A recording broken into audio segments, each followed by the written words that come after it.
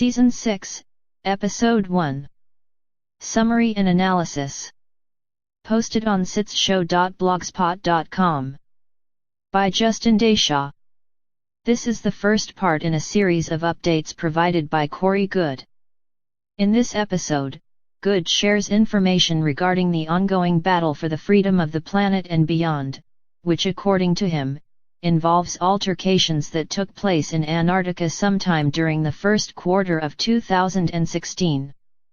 Goode begins the update by stating he had received reports saying that strange spheres about 90 feet in diameter with small portholes along the circumference were seen near Antarctica. The artist depiction shows white spheres with black holes wrapped around the object in a parallel orientation with the surface of the Earth. Where these reports came from, Goode did not say, but he did reveal that the SSP Alliance confirmed them. The spheres were apparently gathering reconnaissance over the southernmost continent for some unrevealed purpose. The battle apparently began when 6 large pumpkin seed or teardrop-shaped craft were seen coming up through the surface of the water off the coast of Antarctica. They were most likely Dark Fleet faction craft. This company of craft appeared to be attempting to leave the Earth for some unknown mission. Previously, Goode described that there were 2 energy barriers erected by the Sphere Being Alliance that prevented anyone from leaving the Earth and solar system at large. However, the former impediment was lifted somewhat recently and a blockade was maintained by the Earth Alliance and SSP Alliance, presumably using non-energetic means to establish a perimeter around the Earth. The spherical spacecraft that Goode received reports about could have been part of this human-run barrier. Goode suspects that they were attempting to leave and take refuge in another part of the solar system, which if true could be an indication that the Cabal power structure is crumbling and their grip on the surface population and related systems of control is slipping. David Wilcock adds that Pete Peterson told him of an account wherein Peterson saw a sphere similar to what was described by Goode, who said they might be Cosmosphere's highly advanced Russian spacecraft developed in their own secret space program. Goode confirms Wilcock's supposition and said that he was also told that the spheres mentioned earlier were most likely Russian in design and origin. Goode goes on to say that 2 of the Dark Fleet cruisers were attempting to leave the atmosphere when dozens of previously unknown spacecraft, he refers to as chevron in shape, acute triangular objects, began attacking the Dark Fleet ships. The chevron-shaped craft were about the size of a standard jet fighter. As the battle took place, flashes of light and explosions could be seen, which caused the much larger Dark Fleet vessels to retreat under the icy water. The SSP Alliance was surprised by what they saw because apparently the chevron craft had highly advanced weaponry. Goode was unable to say where they obtained technology that was comparable to the interplanetary corporate conglomerate, which to his knowledge, had the greatest advances out of all the SSP factions.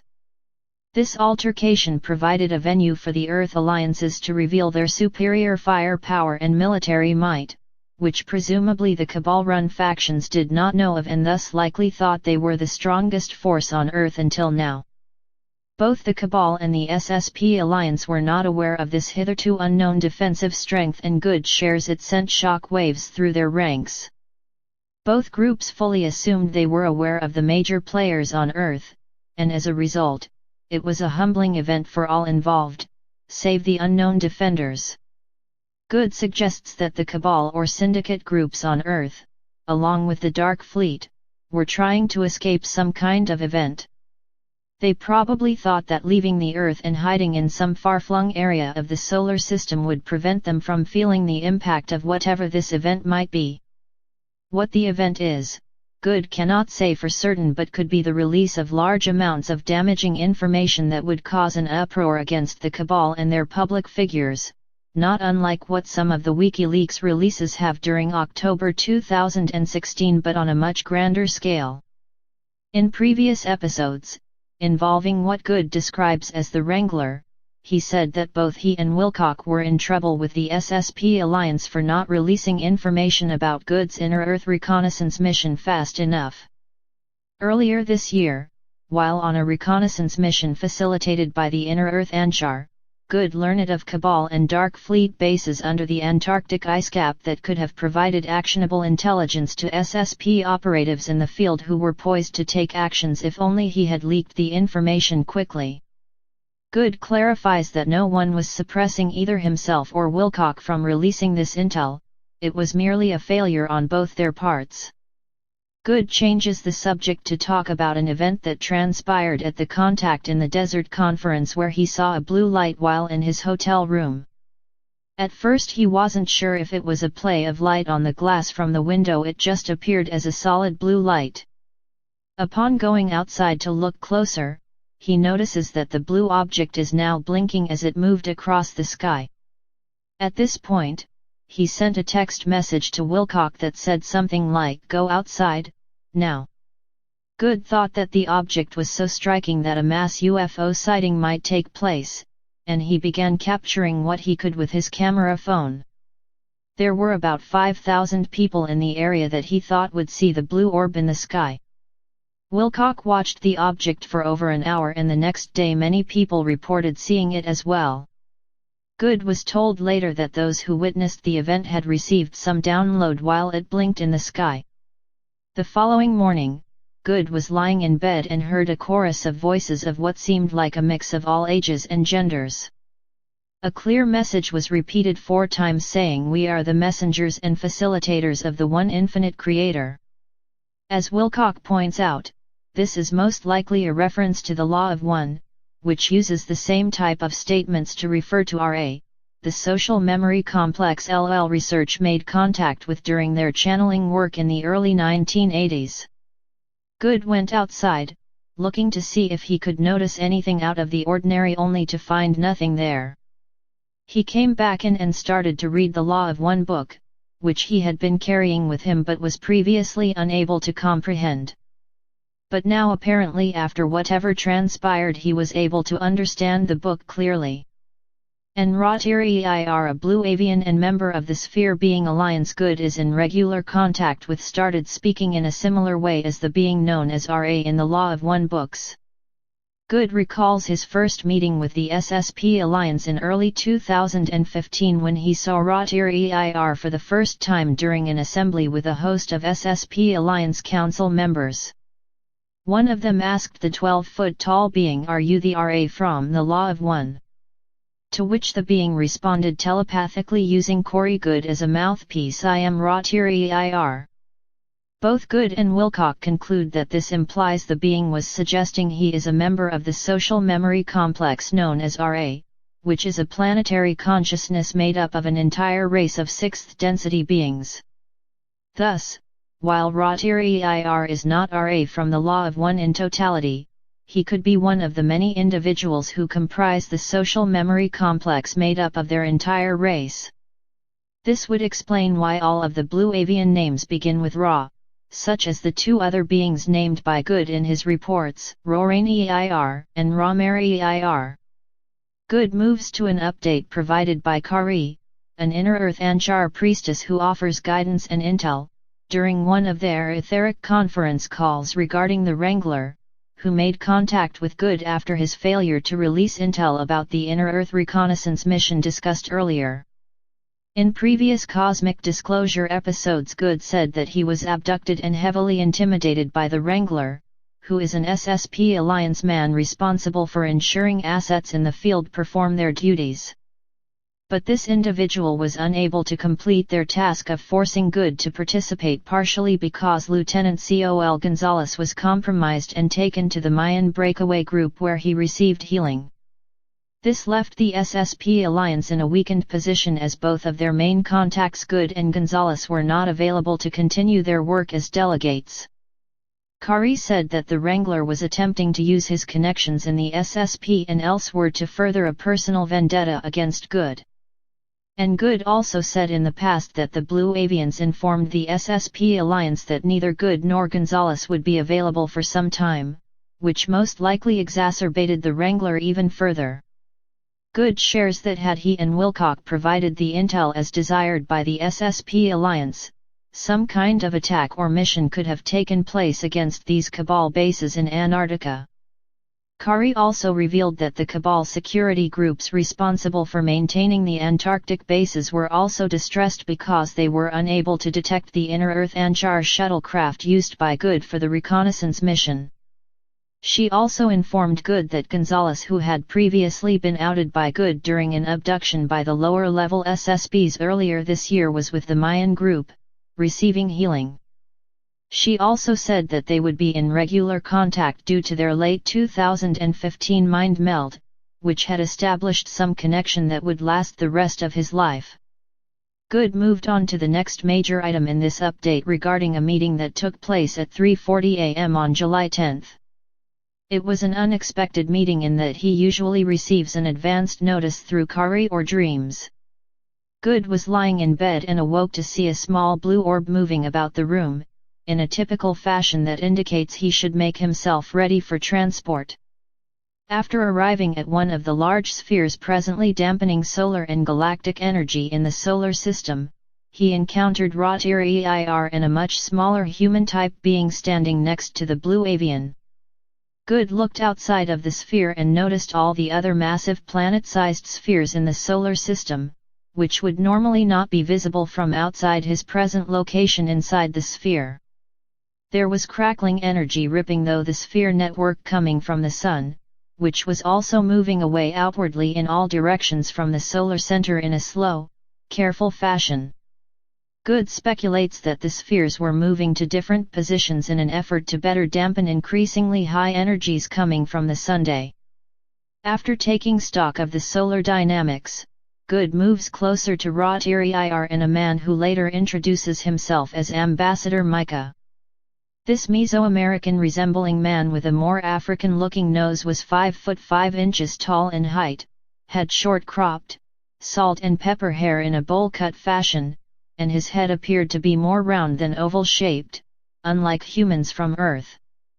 He had brown eyes and a compassionate facial expression with wrinkles on the side of his eyes approaching his ears.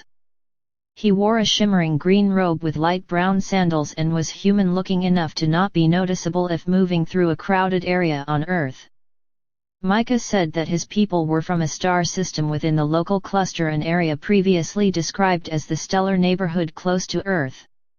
His people were enamored with the culture of Earth, enjoying our music, art, and entertainment. They had similar things on their planet and had been following radio, television, and internet media since their beginnings. Micah spoke perfect English with no trace of an accent whatsoever, Goode said. Micah said they are the cosmic cousins of native human beings on Earth and shared about 94% of the same genetic makeup. He stated that his people had been through a similar process of liberation from oppressive forces about 3 generations ago. Their people's lifespan is over 300 cycles around their star, implying that they live longer lifespans than Earth-born humans. His people were interested in visiting the Earth after the people here had liberated themselves from oppression. Micah said that he had been in contact with Rot-Ir during the latter portions of their own self-induced liberation, similar to what certain forces are attempting to encourage the people of Earth to do now. Micah went on to say that his people had been refugees on Earth when they were still under the yoke of oppressive forces. Different groups from their civilization, which can be considered breakaway civilizations from Micah's parent culture, lived here for extended periods of time. He also said that many different refugee groups were coming to Earth in the past as well, not just from his planet. It wasn't clear if their people had gone through an ascension event or were still at the same level of the population of Earth, third density in the law of one evolutionary system. Micah said that the people of Earth still had much to overcome and have a disturbing propensity for violence. They also suggested that much of this was due to propaganda and mass mind control or social engineering. His demeanor and way of speaking were very matter-of-fact but compassionate as well. He introduced himself to Goode as a contemporary in that he acted as a similar intermediary between guardian groups and his local people in the same way Goode is acting now as a Sphere Being Alliance delegate. Micah wanted Goode and the people of Earth to know that they have family in the stars and that when all of this is over, a large community of stellar cousins is waiting to make contact and help their Earthborn relatives. Goode feels and was told as much by Micah that they can offer humanity experience in healing after overcoming tyranny and that they were quarantined on their planet much like Earth is now. They went through a similar process of liberation, but Earth is more complicated due to several factors, one of which is the diversity of belief systems and cultural divides on Earth. Shortly after this last discussion, a blue sphere appeared to take Goode back home. He was disappointed that he did not get more time to speak directly with Rotir. Analysis. The attempted escape of Cabal and darker aspects of the SSP appears to correspond with other developments during that time, one being the movement of gold assets by billionaires in the early part of 2016.